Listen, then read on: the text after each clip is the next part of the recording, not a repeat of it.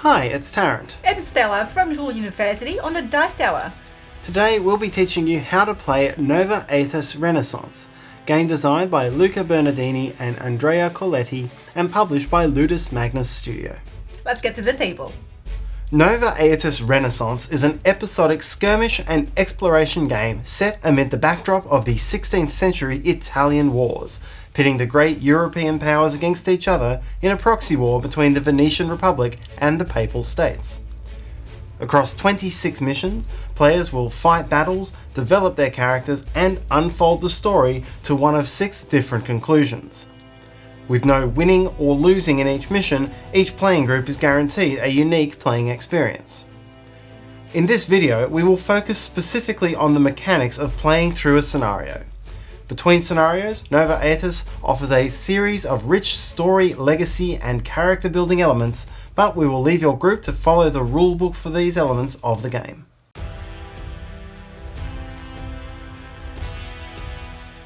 To set up the mission, start with the mission deck. This will contain setup instructions for your mission, as well as the story and components involved. You'll begin with the black title card. Regardless of your player count, every scenario will play with 4 heroes. Take the hero's statistic sheet and slide it into this cardboard holder, and take any of that hero's equipment. All the starting equipment will show the hero on the other side, and then flip it over to reveal what these are. You'll also take the hero's miniature, activation token, and a skill sheet which describes all of that hero's current possible skills. Let's take a moment to look at the hero board. Over here on the right hand side is shown the 5 basic characteristics in the game and that hero's starting value. So rapidity, aim, physical, mental, and health. These extra squares can be used with these cubes whenever you gain or lose in one of these attributes. So, for example, Valerio has a leather coat which grants 1 extra health, and so you could place this cube here to reflect it, as long as Valerio has that armor. Over here on the left is the hero's current and future skills or roles. When you first play the game, ignore this window, which is roles that your hero could grow into, and these 2 windows, which are skills that your hero does not yet have. Focus instead on this window here. To start the first game, Valerio is a squire, and so has access to 1 red attack skill, 2 blue defense skills, 1 purple support skill, and 1 green movement skill. These must be chosen at the start of the game from among these 6 skills that Valerio already knows.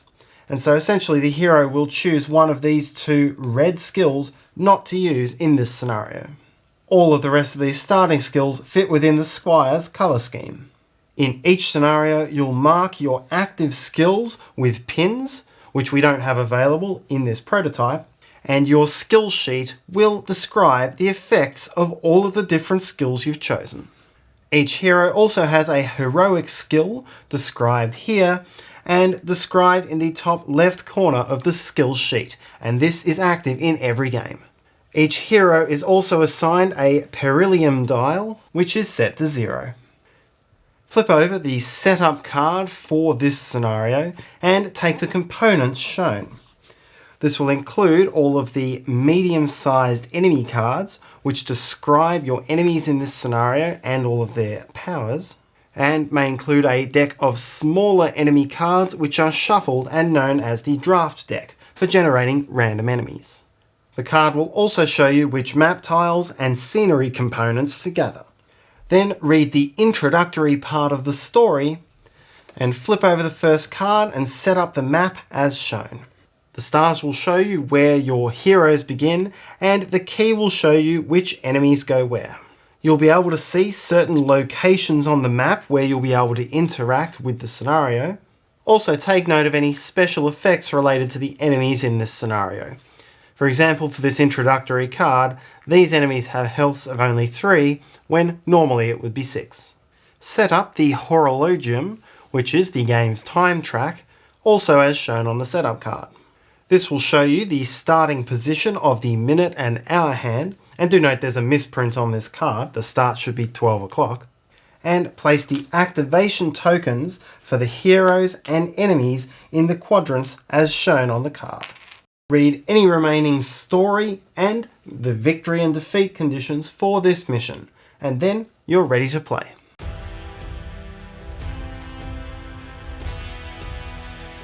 The turn order in Nova Aetas Renaissance is determined by a time track called the Horologium, and each hero and class of enemy on the board at any given time will have an activation token somewhere on the Horologium. At any point during the game, you will advance the minute hand of the Horologium until it reaches the front edge of a sector containing at least one token. Characters within that sector will be activated in rapidity order. In the context of the rules of this game, a character is either a hero or an enemy. Rapidity is this value with the running icon, so for Rebecca it's 5. It will be the same icon on the enemy cards as well, but in this prototype it's shown by the hourglass icon, so 5 for Stradiot and 4 for Harkebuzia. The highest rapidity goes first, and in the event of a tie between heroes and enemies, enemies act first, then heroes. So in this instance, Stradiot would activate first, then Rebecca, then Harkebuzia. If heroes are tied or enemies are tied, then the players choose who activates first. When an enemy activates, each enemy of that type on the board will activate and spend its full quota of action points, which is equal to its rapidity. So in this scenario for the Stradiot, 5 action points. Then advance that enemy's token the same number of spaces around the Horologium. A hero activation is similar. The hero may spend up to as many action points as it has rapidity, but does not need to spend them all. The hero then advances a number of spaces equal to the number of action points spent. So Rebecca could spend only 4 out of her 5 possible action points and then move 4 spaces. The exception to this is a rule known as synchronization, which states that a hero must spend at least as many action points as required to reach the next sector containing an enemy token. So here, Valerio would need to spend at least 4 action points on this round. This prevents the heroes from gaming the system by, for example, spending 3 action points, declaring the turn over, and then getting a full additional 5 action points before that enemy gets to attack again. The exception to the synchronization rule is if the hero does not have enough rapidity or enough action points to actually reach the next segment containing an enemy. Here, Sophia has only 5 action points and so could only reach this sector and will get a full additional turn before this enemy activates again. If at any point during a turn a new type of enemy is introduced to the board, then that enemy is added to the Horologium in the next active sector. And when the minute hand reaches 12, advance the hour hand to the next hour. As long as this doesn't take you past the end time of your mission, you continue playing.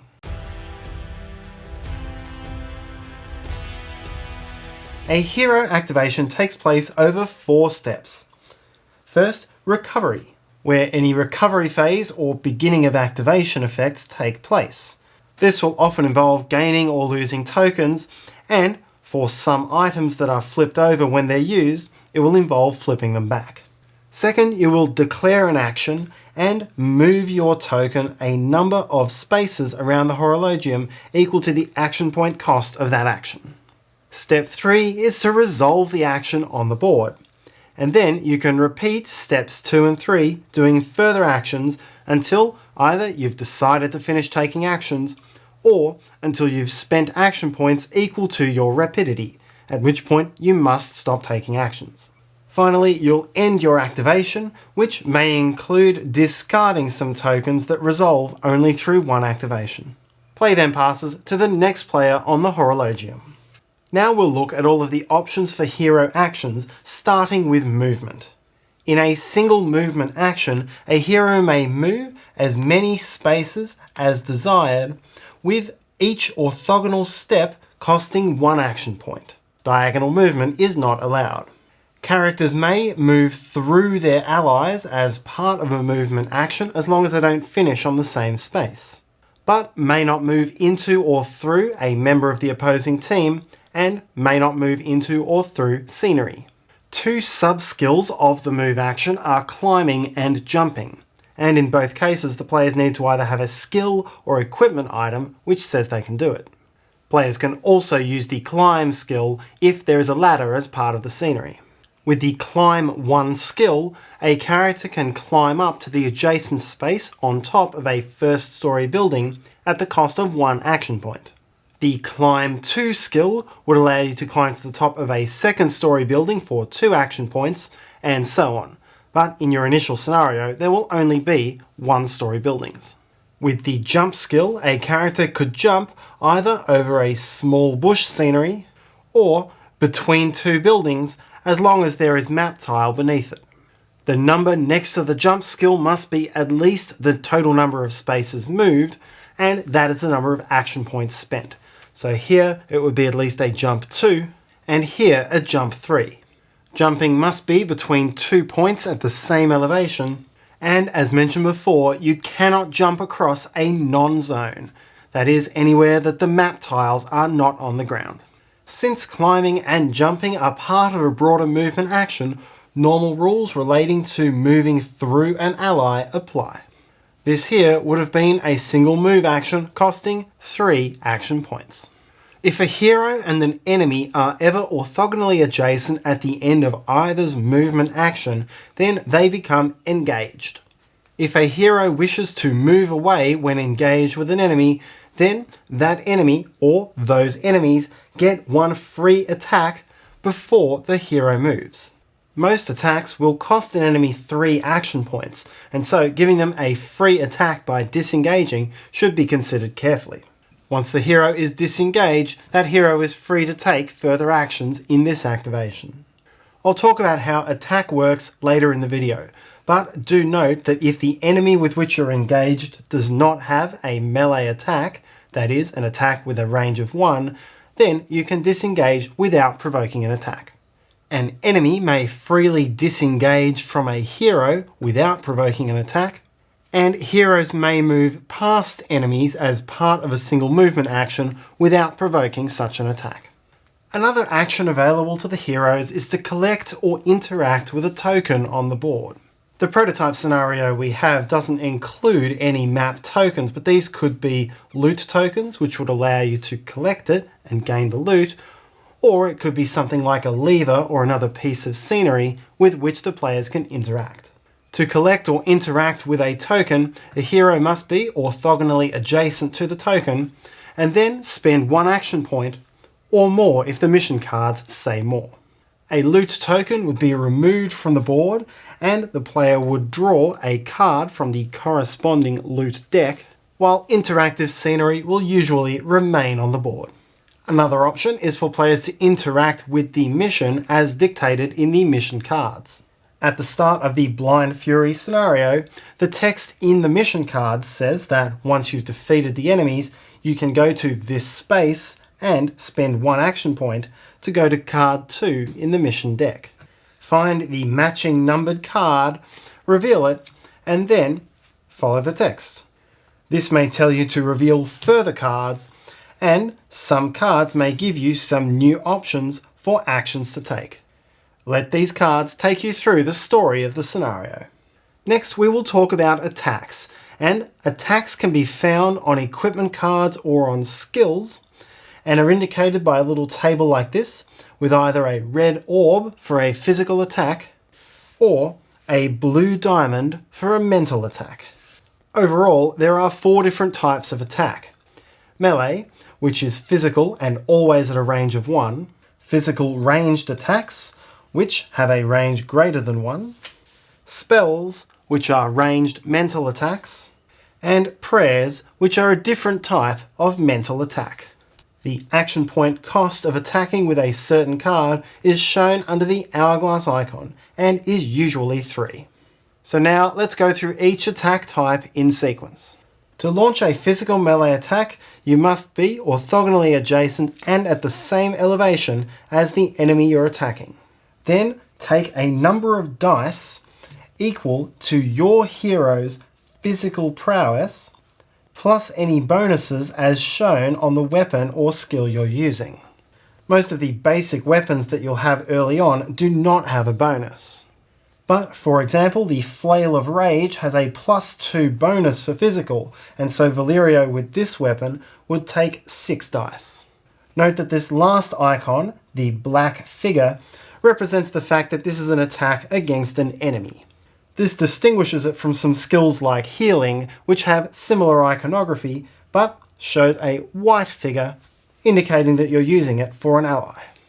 Next, you will roll all of these dice and try to get as many successes as you can, and in a physical attack, a success is defined as a number which meets or exceeds that enemy's physical defense, shown in the red orb shield. In this case, it's 5, so with the Flail of Rage, you would roll 6 dice and try to score as many 5s or above as possible. In a basic attack, each die which rolls a success has the potential to score 1 wound on the enemy. Before applying wounds, apply any of the enemy's skills, effects, or tokens. For example, Spriggan has Dodge, which requires the hero to re-roll the highest success. After the enemy effects, apply any of the hero's skills, tokens, or effects, and then apply the wounds. As long as at least 1 wound is suffered by the enemy, you then resolve the additional effects printed underneath this table. For example, this attack would be unblockable, meaning a shield wouldn't protect the enemy, although dodge still can. And some attacks also show one of the 3 additional dice symbols, a sun, a star, or a moon. For the Flail of Rage, each sun that was rolled forces the enemy to suffer an additional wound up to a maximum of 1. And since 1 sun was rolled here on the 6, that would be another wound. If an attack has the keyword weak attack, then it can only do a maximum of 1 wound to the enemy regardless of the number of successes rolled. And if it has the harmless keyword, then it cannot do any wounds, although it may do some other effects. Any hero who does not have a melee weapon can always attack with their bare hands. This is a physical melee attack and costs only 2 action points, but it does count as a weak attack. The next sort of attack is a physical ranged attack, and this is any physical attack where the range icon shows anything other than the number 1. Even if this attack is carried out at a range of 1, it will still qualify as a ranged attack. A ranged attack is carried out over distance, which is counted by normal walking distance on the map. So these throwing knives with a range of between 1 and 4 could be used against one of these 3 enemies, but not these 2. Additionally, the attacker must have line of sight to the target. Line of sight is established if a line can be drawn from the center of an edge of the attacker's square to the center of an edge of the target's square without going through a square containing an obstruction. Non-friendly characters count as an obstruction. So, on this layout, these 3 enemies have obvious line of sight, and this enemy's line of sight is obviously blocked by this one. This enemy's line of sight is blocked by the enemy nearest the attacker. However, a valid line of sight exists for this enemy. Trees and buildings also block line of sight according to the same rules, and so this enemy and this enemy are both protected, although valid lines of sight can be drawn for these 2 without going through the squares containing the obstructions. The smaller bushes will also block line of sight, with one exception. If the line of sight is blocked only by a bush which is orthogonally adjacent to the target, then the target is still in line of sight but has the benefit of being in cover. If the target is in cover, then the attacker will have to re-roll 1 success. Line of sight is also strictly blocked by a non-zone. If the attacker is on the edge or corner of a roof, then that attacker has 1 extra range for ranged attacks, and small bushes and enemy characters no longer block line of sight. So, for the throwing knives with a normal range of 4, These 3 enemies are all within range, and this enemy does not get the benefit of cover from this bush. However, trees and buildings still block line of sight, so this enemy is out of sight as well as out of range. And line of sight to any characters who cannot be seen by facing out from the edges on which the attacker is standing is blocked by the building itself. So even though this enemy is within range, this building blocks line of sight from this attacker to this enemy. On the other hand, when an attacker is on a roof, and that counts as anywhere on the roof, then that attacker is within line of sight to all other characters unless blocked by a tree. However, unlike attackers on the roof, any attackers on the ground do not get either a range advantage or disadvantage when attempting to target a target on a roof. So, having identified a target who is both within range and line of sight, the rest of the attack is resolved in a fairly similar way to the melee attack. The hero gains a number of dice equal to the aim statistic, not the physical statistic, plus any aim bonuses given on the weapon.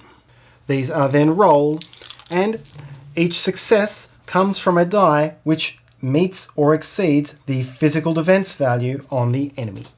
Once again, resolve the post-roll effects for enemies first, such as any tokens or skills, as well as the effect of cover, and then any post-roll effects for the hero before applying wounds and bonus effects. The third type of attack is a spell, which is a mental attack which can be ranged. As for a physical ranged attack, the target must be within range and within line of sight. And do note that if a target is considered to be in cover, then that target is in line of sight for the purposes of casting a spell, but does not get the benefit of cover for a mental attack. To cast a spell, as before, you will gather up all the dice equal to your mental statistic, plus any bonuses associated with the spell itself.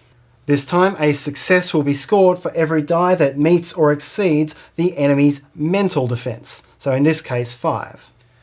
Roll the dice, and then apply any of the post-roll effects from the enemies and then the heroes. Unlike a physical attack, a spell has a success threshold to be successful. So, the Arcane Bolt, you would need to roll at least 2 successes for the spell to do any damage. If you meet or exceed the success threshold, then resolve the effect and bonus effect as shown. Here it would be 2 wounds, with no bonus effect because no moons were rolled. This roll, on the other hand, represents only a single success, and so the spell failed, no wounds are dealt, and even though a moon was rolled, this bonus effect also does not occur. The final type of attack is prayer, which is another type of ranged mental attack. There are no prayer attacks in this prototype scenario, but there are some prayer skills which work in a similar way. To resolve a prayer, like with a spell, you will roll a number of dice equal to your mental capacity, plus any bonuses for the prayer in question. If you are using a prayer which is an attack, you will once again be trying to roll over the mental defense for the enemy you're targeting. For the prayer, each success that you roll is likely to have an effect, rather than, in the case of the spell, where you need to meet a certain threshold of successes to have any effect at all. In other words, while a spell will always have the same effectiveness, a prayer will become more effective the more successes you roll. There are some attacks in the game which have the keyword special attack. When resolving this sort of an attack, you can only add the bonus dice from the attack itself. You're not allowed to add any bonuses from any other equipment or skills. Some attacks in the game have an area effect, and I don't have any examples for the heroes in the starting scenario, but this witch has an area effect showing here. When a hero attacks and resolves an area effect, the target of the attack is represented by the dark square on the little area grid. This target is the primary target of the attack and must be a valid target for range and line of sight. Then, if the attack is a success, the same effect will be felt by the primary target and all other characters, both friend and foe, in the spaces represented by that area icon.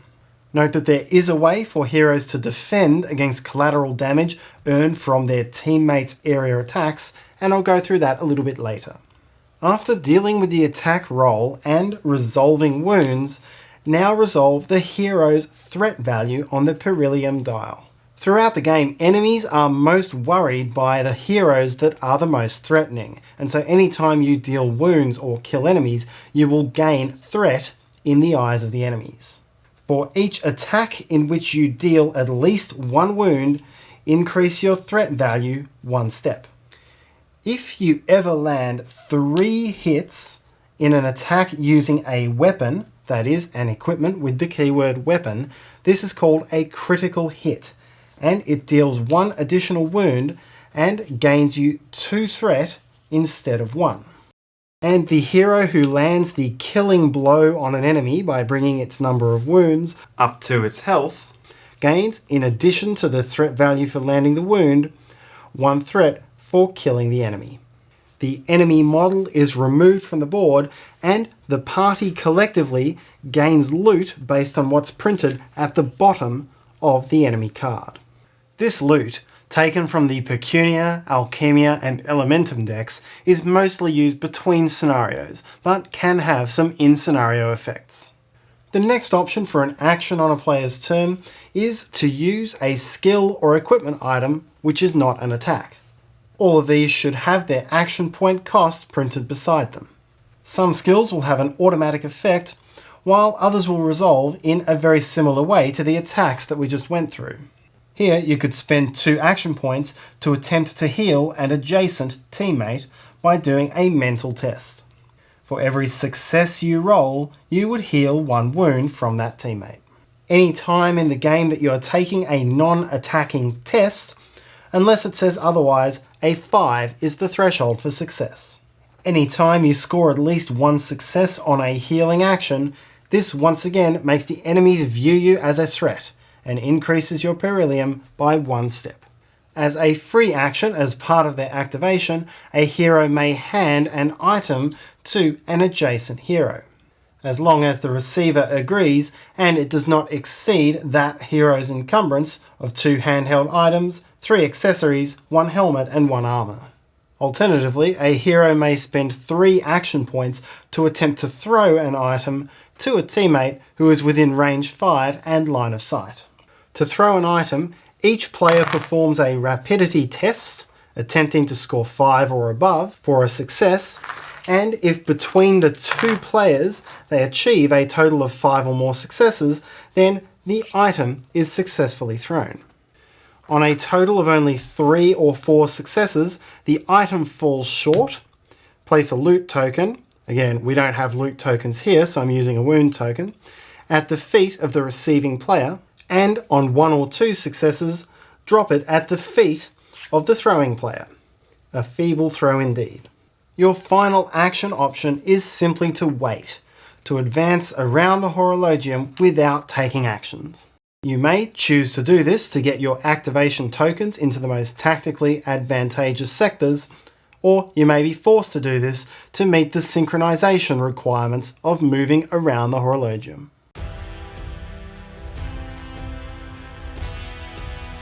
Next, we will talk about how to activate the enemies in the game. We've already spoken about their activation order on the Horologium, and now we'll talk about exactly how to do an activation. This set of rules should outline most cases, but if there's any doubt, then the players, in the spirit of the game, should take the option which disadvantages the heroes the most. The activation of an enemy group will occur in 6 phases. First is restoration, and like the hero's recovery phase, this involves start of activation effects, such as, in some cases, gaining tokens or other skills. Second is the groups phase, and this is where you will determine which order to activate all of the models of that type of enemy. Then comes the objective check. Here you will determine what that enemy model's objective is for this activation. In other words, what the enemy is going to try to do.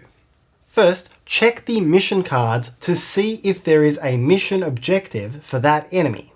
If there is, take note of its threat value. Then check the enemy's range of control. Here for the Stradiot, it's 3. Identify all heroes who are within that range of control. So here, it's these 2. Check the threat values on those heroes' periliums. If the mission objective's threat value is the highest, then the enemy will target the mission objective for this round. Otherwise, and in the event of a tie, the enemy's objective will be to attack the hero with the highest threat value.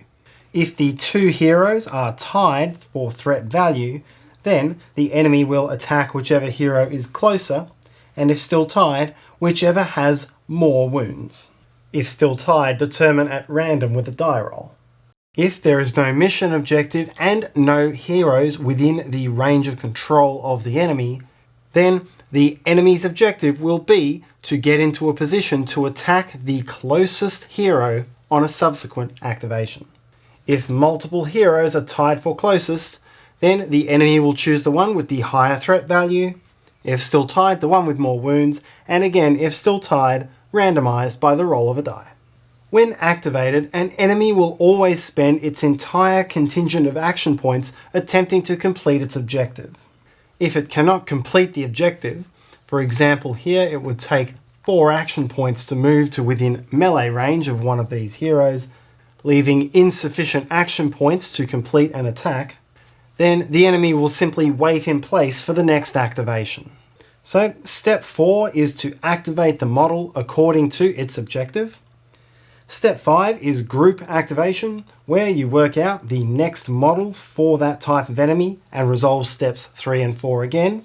And finally, step 6 is activation end, where you will resolve end of activation effects, such as discarding temporary statuses, and advance that enemy's activation token a number of steps around the Horologium equal to its rapidity. It always moves the full distance, even if it doesn't use all of its action points. If the mission text on the cards describes an enemy as being in waiting, then when that enemy is activated, it takes no actions. It simply advances around the Horologium a number of steps equal to its rapidity. An enemy that is in waiting is triggered into combat as soon as a hero enters its range of control, otherwise interacts with it, such as by a ranged attack, or based on criteria listed in the text on the mission card. If an enemy's objective is to attack a certain hero, then it will move until it is within range of that hero, according to its current attack, and then attack. Since enemies choose their targets based on threat value, not distance, enemies may move away from a hero to make this attack, and remember that they do not have to disengage when they were engaged with a hero. Then, as long as they have enough action points left, they will launch their attack. Like a hero attack, the enemy attack could be physical, represented by the red orb, or mental, represented by the blue diamond. The range of the attack is shown here, and line of sight and cover work in the same way as they do for a hero attack. When an enemy launches a physical attack, it will automatically do a number of hits based on what is shown next to this flash icon. So here the Stradiot does 4 hits. The hero then tries to block as many of those incoming hits as possible by doing a physical test against this difficulty as shown here, so 5. In this case, Valerio would take the 4 dice that he always gets for a physical test and then rolls them, and every die which hits a 5 or above blocks one of the incoming hits. Then, as for the hero attack, if the enemy has any tokens, rerolls, or effects, resolve those first, and then resolve any on the hero.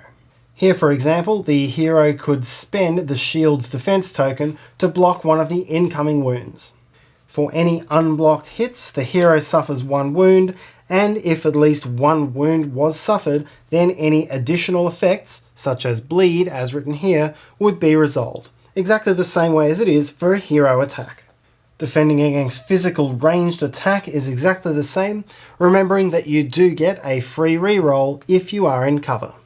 To defend against an incoming mental attack, you will roll based on your mental characteristic, and defending against a spell works the same way as casting a spell. You must reach a minimum number of successes in order to successfully cast a counterspell to cancel the entire effect of the incoming enemy spell. If an enemy attacks with an area effect, then each hero within the area makes its own defensive roll. Note as well that this is how you would resolve a defensive roll when suffering collateral damage from a hero's area attack. If the hero's area attack were physical, you would roll your physical characteristic, and if it were mental, you would roll the mental characteristic. In this case, as in all generic tests, a 5 counts as a success. If a hero ever gains wounds equal to its health, then that hero is knocked out. Lay that hero's model onto its side. If it has any negative status tokens, discard them, and reduce its threat value by 2. Having been knocked out, the enemies do not view this hero as a threat. Move that hero's token outside its current sector on the Horologium. The token is still considered to be within that sector, but placing it out here reminds you that the hero is knocked out. While on the ground, a model does not block line of sight, and any enemies can move through the hero, although not finish on its space. A knocked out hero cannot be targeted by the enemies, even if it still has the highest threat value. Ideally, you want one of the other heroes to heal at least one of the knocked out hero's wounds before that hero is activated again. When you activate the knocked out hero's sector, you will still resolve all of these tokens in rapidity order, but once it comes time to activate the knocked out hero, instead of taking any actions, you draw an injury card. Drawn at random from the injury deck, an injury is a permanent disablement which makes some of your actions more expensive or more difficult to resolve. Your hero is stuck with this injury until taking actions between scenarios to heal them.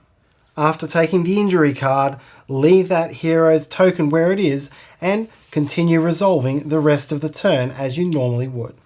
If the minute hand makes a full revolution and the hero still hasn't been healed, then the hero will take another injury card, and so on every revolution that the minute hand takes.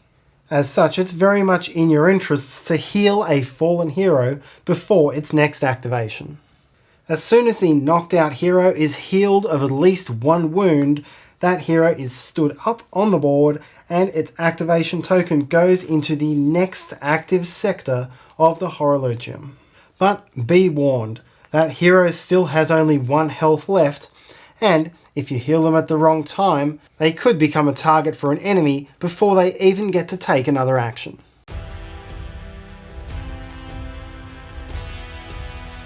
Heroes or enemies may gain status tokens during the game.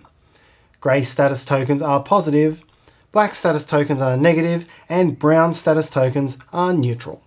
Unless otherwise stated, no character may have more than one of a given status token at a time.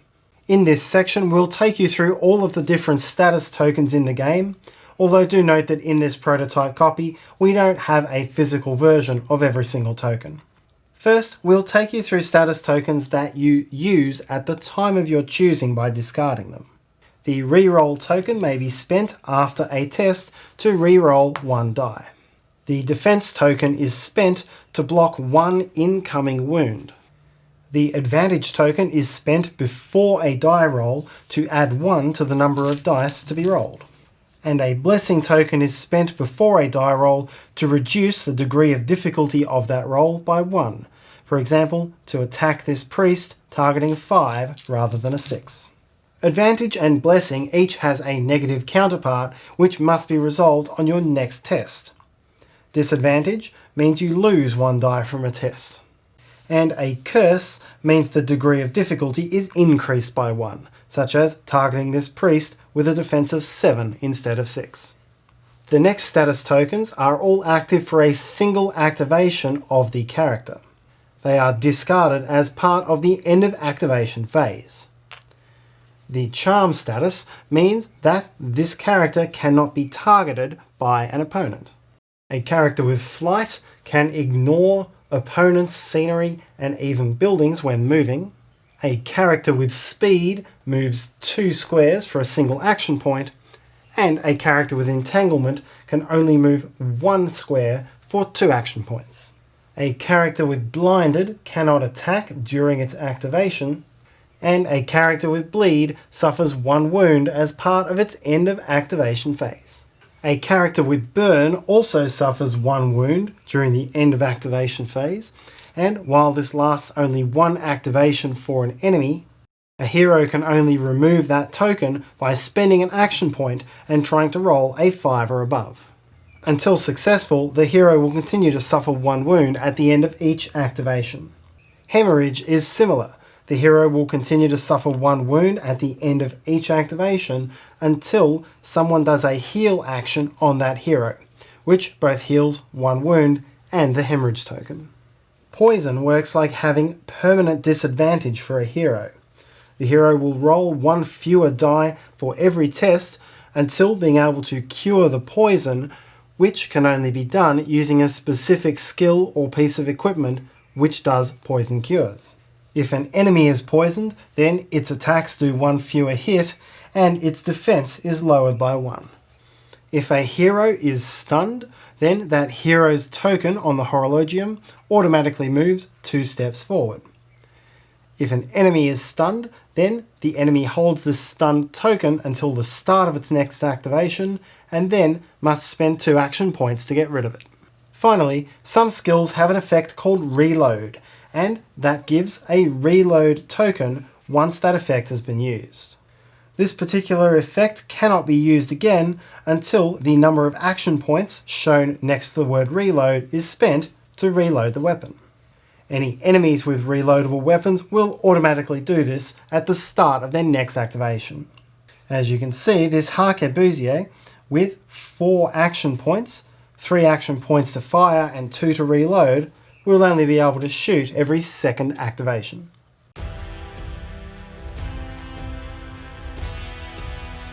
I won't take you through every skill in the game, but one set of skills that is important to know is the heroic skill, shown down here at the bottom of the hero cards.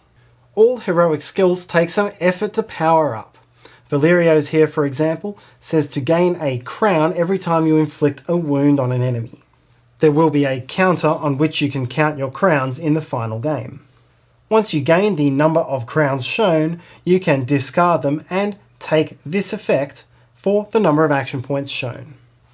So this one would grant Valerio the opportunity to re-roll as many dice as desired on the next attack, while Rebecca will spend her crowns on a more powerful special spell attack. Enemies come with a variety of skills, and I won't go through them all in this video, but they are listed in this banner at the bottom of the card and are described in the rulebook. Some maps may have a spawning or reinforcement point. Any enemies that enter this scenario will come adjacent to the reinforcement point. An enemy with Horde brings multiple enemies in at once, and all of these go adjacent to the reinforcement point, and then to the next adjacent space if they're all full. If the mission cards call for an enemy draft, then shuffle all of the small cards that were set aside as part of setup and draw the top one to determine which enemy is placed. Finally, if you want, you can attack and cut down the trees. Simply resolve an attack in the normal way, where a number 5 counts as a success.